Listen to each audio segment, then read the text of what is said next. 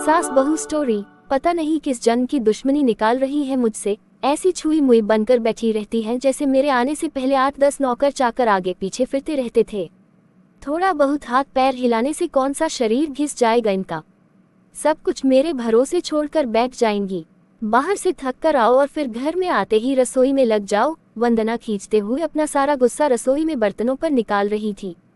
कुछ दिनों में ही वंदना के भाई की शादी हो गई और कुछ दिनों बाद ही वंदना की भाभी ने अपनी नौकरी ज्वाइन कर ली। वंदना की माँ भी अपनी बहू को हथेलियों पर रखती थी। सुबह उसका नाश्ता, टिफिन, फिर रात का खाना भी तैयार रखती थी। अपने हाथों से परोसकर सबको खाना खिलाती थी।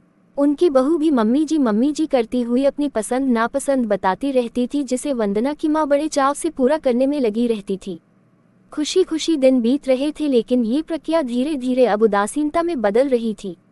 वंदना की भाभी को अब कुछ भी ना करने की आदत पड़ गई थी।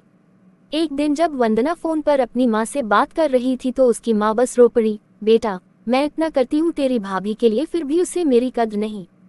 अरे मेरी दी हुई छूट अब मुझ पर ही भारी पड़ने लगी है। क्या हुआ माँ, आप ऐसे क्यों बोल रही हैं?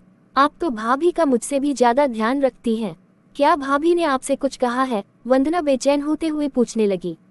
कुछ क्या बेटा, अब तो सब कुछ वो मुझे ही कहती है।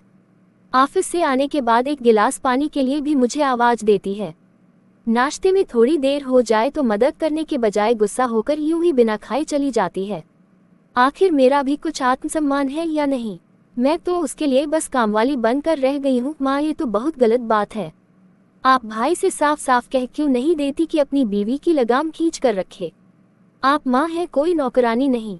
भाभी नौकरी करती है, इसका मतलब ये नहीं कि आप पर हुक्म चलाएगी। गरजते हुए वंदना बोली।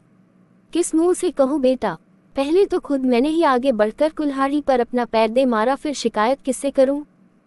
तेरे पापा ने तो कहा भी था कि बहू को ज्यादा छूट दोगी तो बाद में पछताओगी, लेकिन मैं ही बड़ाई की भूखी थी जो अपनी बहू को सर पर चढ़ा लिया।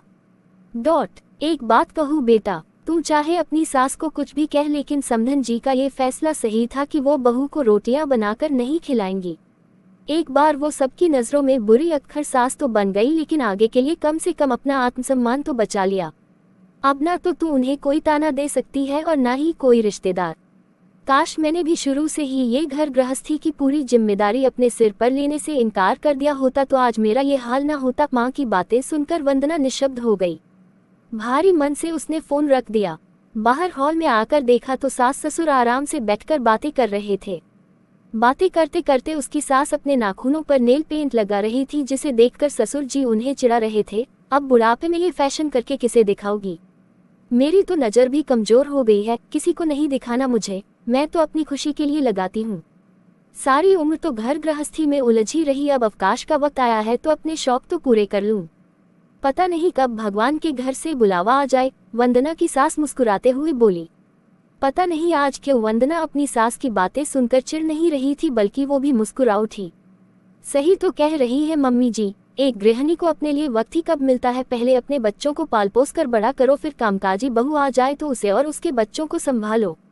काश मेरी माँ ने भी मेरी सास की तरह पहले ही कह दिया होता कि बहू को रोटियां बनाकर नहीं खिला सकती।